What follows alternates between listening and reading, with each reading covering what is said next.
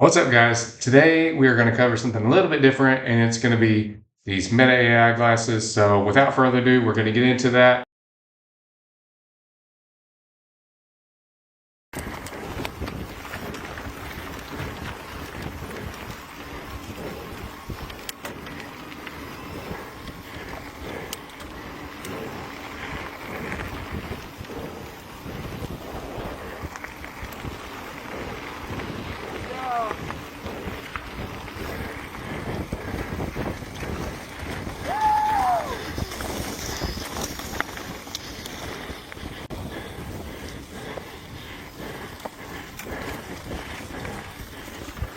These are smart glasses. And so they have AI in them, and they have a camera in them, they have headphones in them.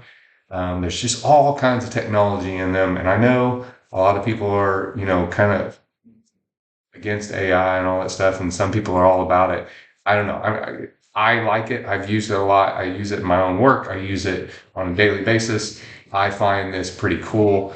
That's why I want to bring it to you guys, because this is possibly something you guys might want to include in your rides whenever you record, because I typically have found that using a X3 or using a GoPro or all of these different types of mounts and stuff, it's very time consuming, very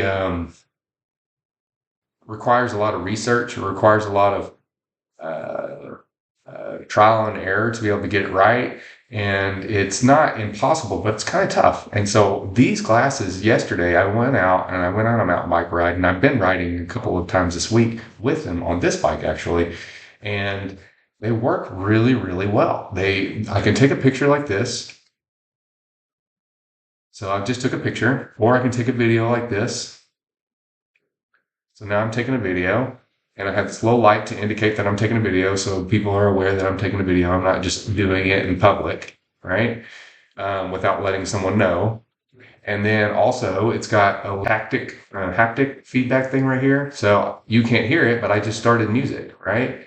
Now I pause the music. Now I've started the music again. Now I'm turning the music up. Now I'm turning the music down. And I've got a speaker here and a speaker here.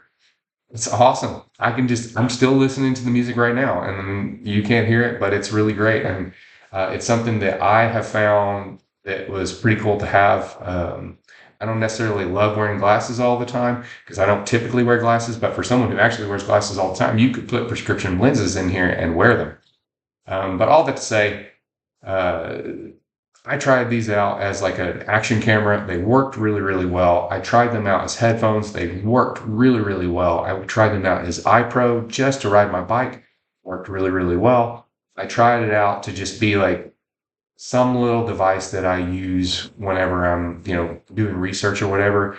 The AI worked pretty well. I'm not saying that it's as good as ChatGPT or anything like that, because I have used those and they are better in regards to like the length of conversation or whatnot. But I took probably upwards of 40 clips yesterday that were anywhere from 30 seconds to a minute long. And while I was out on the trail, and I was doing it via voice, right? So I can say, "Hey, Meta, take a picture." And I don't have to touch it at all. I can be riding my bike and I can be taking pictures, or I can take video all via my voice, or I can say, some random question, right? And I could say, "Hey, Meta, how much does the Specialized Cirrus X 4.0 weigh?" So it just came back. It said it's not explicitly stated, but it's 6 pounds lighter than 3.0 model. I don't know what the 3.0 model weighs, but I have looked this bike up, and it's somewhere around 22, 23 pounds or something like that. Maybe a little bit more. Don't quote me on that. But anyway, the whole point is I can ask random questions like that while I'm riding my bike, while I'm listening to music, while I have iPro on. I love it. I can tell you right now, I bought these for $250 at Best Buy, and I'm not looking back. I am keeping these bad boys. I really like them. The only thing that I think that I might want on top of what this currently has are the transition lenses. So I've actually purchased those. They are $300 compared to the regular lenses, which are just $250. So I'm going to try out the transition lenses. And if you don't know what those are, that means that like inside right now, it would be clear. But then if I go outside and there's UV rays, then it's going to turn into sunglasses, and I'll be able to have a little bit of shade show up The only thing that I'm worried about with that is that at the end of, whatever ride yesterday I did, there were a lot of trees and things like that. So I assume that the transition lenses, whenever it's low light, will clear up so that I can see, and then darken up whenever it's sun out. Like when there's sun indirect, there's direct or indirect sunlight on them. But as I'm on the trail, there are definitely going to be times in which I'm going to prefer them to be clear versus, opaque, right? And I'm not really sure how that's going to work out. So I may, as a result of that, end up just wearing these clears and just get rid of the ones that transition into regular sunglasses. And then I just wear them as sunglasses, or just wear regular sunglasses any other time. But I'm really hoping that the transition lenses work out for me so that then I can, use them as I would traditional sunglasses. And I can also use them for eye protection whenever I do my morning rides. I think the value is there personally because I pay a lot of money for iPro. I pay a lot of money for headphones. I pay a lot of money for sunglasses. I pay a lot of money for the Chat GPT ability to be able to, talk to it and, have questions answered, right? And unfortunately, I tried talking to the Chat GPT, while I was on my ride the other day with my kids, and unfortunately, it did not work because of the fact that I think there was too much wind noise, and my phone was just like, I can't do it right now. This, even with the wind going and everything around me, it's clear. I can hear it. It can hear me. It understands my comments or my questions, and then it just replies back. Now I will say, just like anything else, just like Siri, it messes up from time to time. There are times where it fails out. It can't answer the questions that I have, or it says that it can't answer the question in general. That's, pretty much par for the course with AI in general. But all that to say, I just wanted to bring this up to you guys. I wanted to show you guys what I'm probably going to be starting to record content with whenever I go on my rides. The only thing that I don't like about these glasses so far, two things. No, let's say three. Okay. One, and this is not a bad thing. It's actually quite a good thing, but it's not the work. It's not the most ideal. Is that the placement of the cameras ends up being exactly where my eyes would be, but as a result of that, I'm never looking down at my handlebars. So you can't get that immersive content, like seeing me shift, seeing me turn, seeing me hit the brakes and all that stuff, like you would typically with me riding. So that's the first thing, right? That's the first thing that I don't absolutely love, but it works really, really well with me turning my head and stuff like that. So hopefully at the end of the video, I can type in the other content and you can see that. The next thing is the battery life is not terrible. It says 4 hours, and then you have this case that charges up to 36. You just put them in the case and it charges up like AirPods or something like that.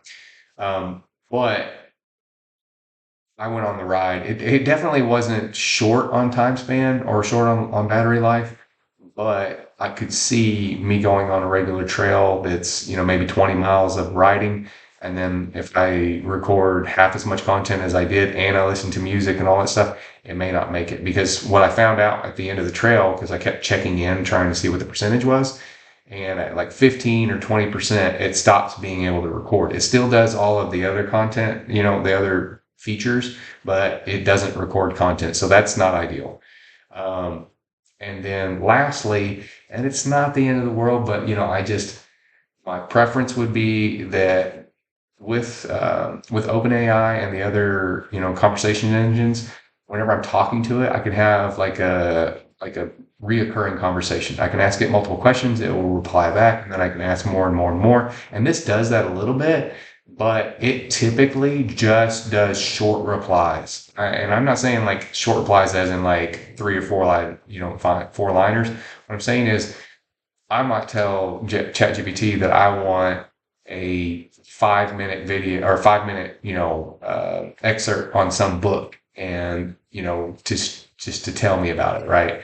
And it'll go for 5 minutes and it'll tell me exactly what it is.